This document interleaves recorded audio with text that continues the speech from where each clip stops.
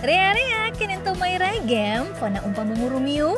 Artinya, selamat pagi sahabat ragam. Apa kabarnya hari ini? Mumpung di Pulau Wanci, kita belajar keunikan adatnya ya. Di antaranya karya tradisi pingitan anak gadis menuju dewasa. Sekaligus mengenal aneka olahan dari Kak Java alias singkong beracun dengan proses bakar batunya. Waduh, singkong beracun, apa nggak bahaya sih? Tenang, aman kok, enak pula. Yuk langsung aja kita berangkat. Keindahan Danau Taila Rontoge sudah menunggu tuh, asik.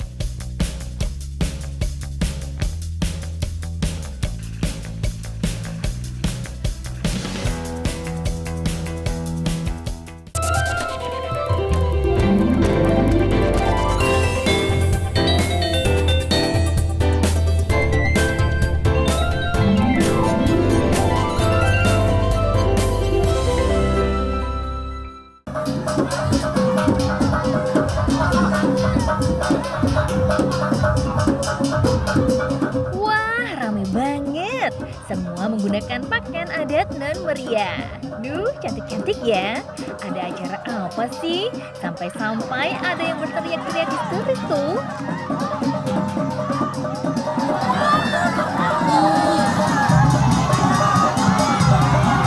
Tenang, acara adatnya disebut karya. Tradisi pingitan ketika gadis remaja akan memasuki usia dewasa. Kok dipingit? Emangnya mau nikah? Enggak juga sih. Pingitan yang dilakukan beberapa hari adalah untuk belajar pengetahuan dasar kehidupan berumah tangga sebelum menikah. Sampai-sampai ada ungkapan seperti ini nih.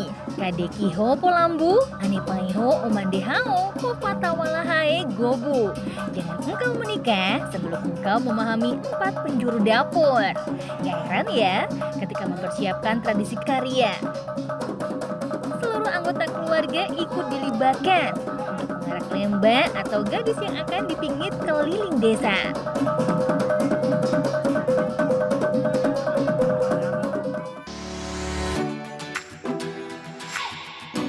Orang tua berkewajiban untuk merias anak gadisnya agar terlihat cantik dan menarik. Biasanya, sang gadis akan mengenakan pakaian adat Kombo serta mahkota yang terbuat dari rangkaian bunga yang dinamakan tanda pungo. Wah, cantik ya! Setiap keluarga akan berlomba-lomba membuat anak gadisnya menjadi yang tercantik agar menarik perhatian para lelaki. Semakin banyak yang memuji, semakin bangga pula keluarganya. Setelah selesai didandani, lembah akan dinaikkan ke tandu yang telah dihias. Kemudian diarak keluarganya keliling kampung Bak Putri Raja. Bangganya! Sahabat, karya berasal dari kata kari, yang artinya sikat atau alat pembersih. Jadi, karya dapat diartikan sebagai proses pembersihan diri seorang anak perempuan dari remaja menuju dewasa. Karya dipimpin langsung oleh ketua adat yang disebut Sara. Ia berada di bagian paling depan. Suara tabuhan tamburu mengiringi perjalanan peserta karya menuju sombongan atau tuan rumah yang punya hajat.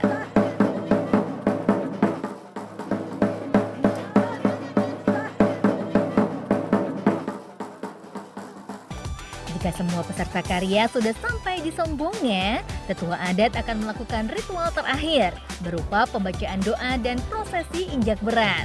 Sebagai tanda, anak remaja resmi menjadi gadis dewasa dan diperkenankan untuk menikah.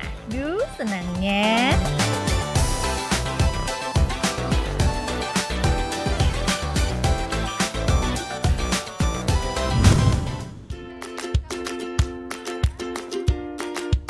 Sahabat, setelah melihat proses tradisi karya, sekarang waktunya kita bahas tentang ragam kuliner khasnya.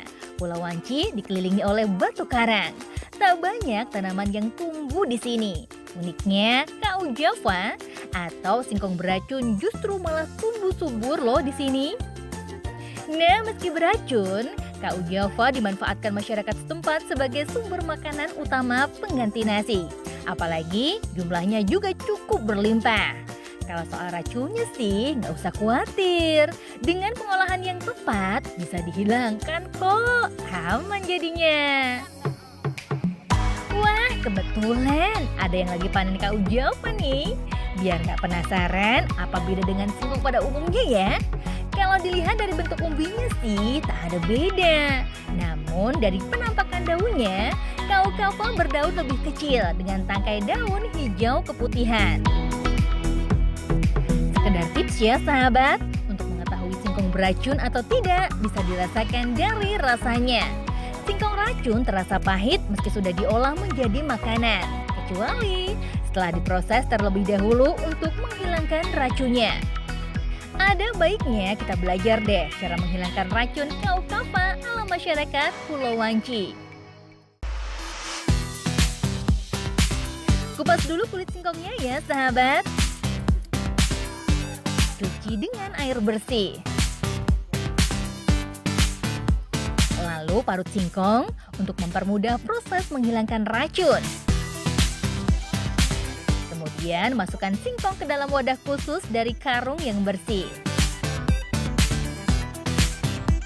Bungkus parutan singkong rapat-rapat. Selanjutnya, masukkan parutan singkong yang telah dibungkus ke dalam mesin pres khusus. Biar kandungan air yang ada pada singkong terbuang semua. Nah, dengan cara ini, kandungan racun berupa sianida dalam singkong akan hilang. Parutan singkongnya langsung bisa diolah menjadi aneka makanan.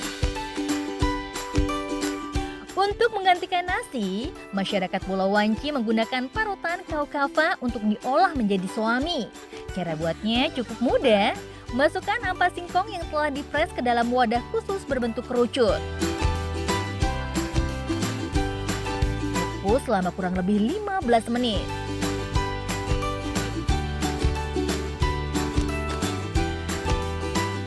Tada! Suaminya sudah jadi sahabat. Karena kebanyakan masyarakat di Wakatobi ini berprofesi sebagai nelayan, jadi suaminya biasa disantap dengan ikan laut bakar tuh. Nah, sambil menunggu ikan bakarnya matang, kita siapkan dulu sambal colo-colonya ya sahabat.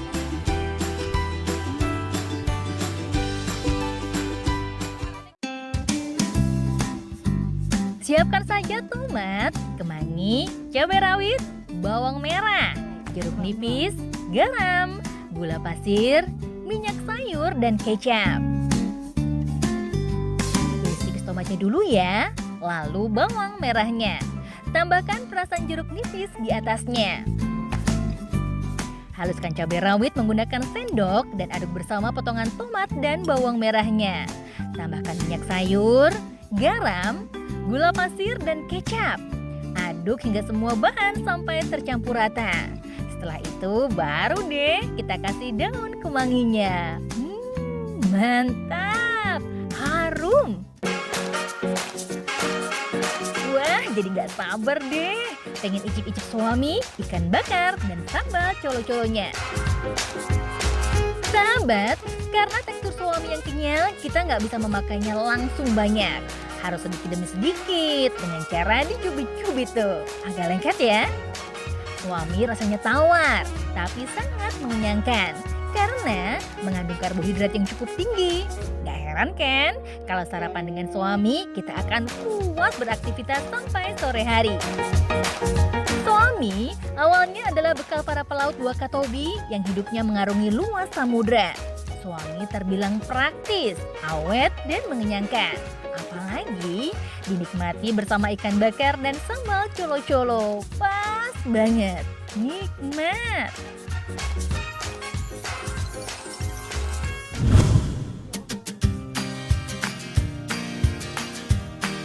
Suami ada jenisnya juga loh sahabat. Nah, kalau yang satu ini namanya suami biru atau kabuto. Disebut suami biru karena warnanya yang hitam. Loh, kalau hitam disebut biru? Nggak usah bingung ya sahabat. Biru di sini diambil dari bahasa Wakatobi yang berarti hitam. Suami biru atau kabuto merupakan makanan khas dari daerah Muna dan Buton yang juga berbahan dasar singkong atau kau Java. Bedanya suami biru dibuat dari singkong yang sudah dijamurkan dulu. Wah, wah, wah, unik banget sih, pakai dijamurin segala. Kenapa ya? Menurut penggemar suami sih, suami yang dibuat dari singkong berjamur, rasa dan aromanya akan menjadi lebih enak. Baru tahu kan? Terus gimana cara ya menjamurkan singkongnya? Nah, masyarakat Wakatobi punya cara tersendiri untuk membuat singkong berjamur. Kita bersihkan dan potong singkongnya dulu menjadi beberapa bagian. Lalu rendam menggunakan air laut. Air laut digunakan sebagai pengawet alami ya sahabat. Setelah direndam, diamkan singkong selama 1 minggu sampai berubah menjadi kehitaman. Nah, ini dia singkong yang sudah didiamkan selama seminggu sahabat. Warnanya menjadi lebih hitam karena singkong sudah berjamur. Tinggal diolah deh sesuai selera. Bahan lain yang diperlukan untuk membuat suami biru adalah kelapa parut, garam, dan air. Iris tipis singkong berjamurnya dulu ya. Larutkan garam ke dalam air. Lalu, campurkan air larutan garam tersebut ke dalam irisan singkong. Selain untuk menambah rasa pada singkong, air larutan garam dapat menetralisir racun yang terdapat pada singkong. Selanjutnya, remas-remas hingga singkong hancur. Setelah itu, masukkan singkong ke dalam cetakan suami. Kukus kurang lebih 10 menit. Suami biru siap disajikan. Tambahkan parutan kelapa dan gula pasirnya. Jadi deh, kudapan lezat yang mengenyangkan. Oh ya sahabat, buat kalian yang tinggal di Gunung Kidul Yogyakarta, pastinya nggak akan asing dengan makanan yang satu ini. Yup, karena suami biru sejatinya sama dengan makanan khas Gunung Kidul yang disebut dengan gatot.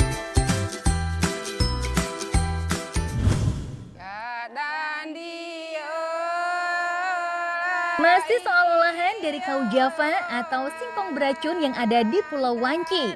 Kali ini kita akan melihat proses pembuatan tambule yang biasa dibuat oleh masyarakat sekitar ketika memasuki bulan Safar. Meskipun makanan ini asalnya dari Pulau Binongko, tapi hampir semua daerah di Kepulauan Wakatobi mampu untuk membuatnya loh sahabat.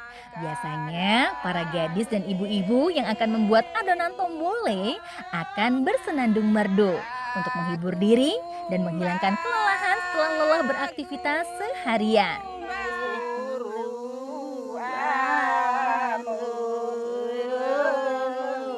Bahan yang digunakan untuk membuat tombole terbilang sederhana saja. Terdiri dari singkong yang telah dihilangkan racunnya, kelapa parut, gula merah, garam, gula pasir, bawang merah, dan kenari. Bawang merah dipercaya dapat menghangatkan badan dan menghilangkan masuk angin. Sedangkan penggunaan kenari sebagai campuran tombole supaya ada sensasi crunchy-nya ketika dimakan nanti. Selanjutnya, ayak tepung singkong sampai halus. Tambahkan garam dan gula pasir ke dalam parutan kelapanya. Aduk hingga rata. Kemudian, campurkan irisan gula merah ke dalam parutan kelapa. Remas-remas agar gula merahnya tercampur sempurna ya.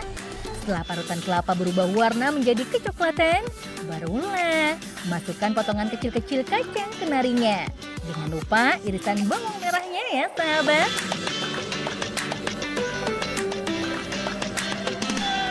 Nah, kalau sudah jadi seperti ini, baru deh kita campurkan dengan tepung singkong. Belum jadi aja, tapi kelihatannya sudah menggugah selera ya.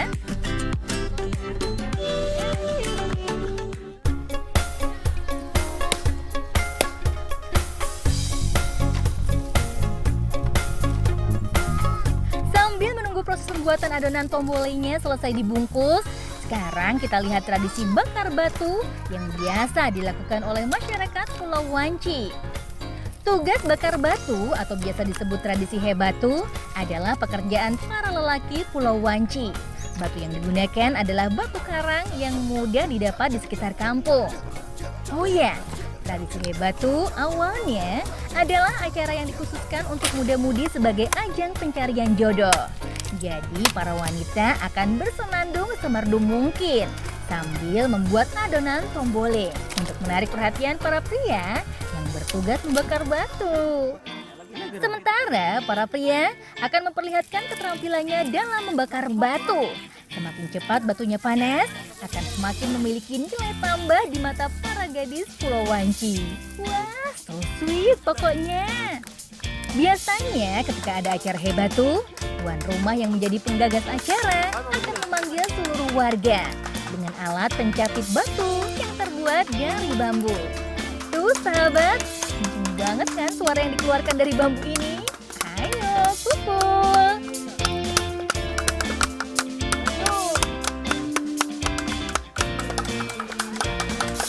Nah, adonan tombolenya sudah selesai dibungkus. Sekarang waktunya kita susun batu panasnya. Karena batu ini cepat dingin, jadi kita harus sesegera mungkin menyusunnya. Susun berlapis-lapis batu panasnya ya, sehingga adonan tombole dapat matang secara sempurna. Nah, untuk menutup bagian atasnya, masyarakat menggunakan daun keladi hutan. Daun keladi hutan yang tebal dan elastis dipercaya dapat menahan uap panas yang ditimbulkan dari batu. Sehingga semua adonan tombole, baik yang berada di susunan pertama sampai paling atas, dapat matang dengan sempurna. Setelah kurang lebih 1 jam, daun keladi yang sudah dibolongi akan mengeluarkan uap. Tandanya tombole matang dan siap untuk disajikan. Uniknya, meskipun tombolenya sudah matang, nggak bisa langsung disantap sahabat. Biasanya, keluarga yang membuat hajat atau acara diwajibkan untuk berkumpul, lalu membuka satu bungkus tombole dan membuangnya sedikit ke dalam batu panas sambil berdoa. Dan diakhiri dengan mengucapkan gada-gada Katolio yang merupakan ucapan syukur atas segala rezeki yang telah diberikan oleh Sang Maha Kuasa. Jika sudah selesai berdoa, baru deh tombolenya bisa dimakan beramai-ramai.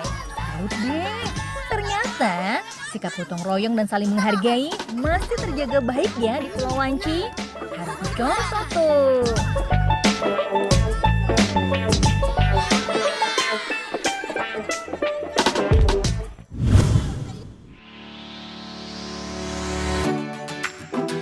Gak nyangka ya, banyak juga olahan berbahan singkong racunnya. Tapi sahabat jangan kemana-mana dulu. Setelah jeda iklan berikut ini, kita akan jalan-jalan menikmati keindahan Pulau Kapota di Wakatobi. Simak ya, sesaat lagi.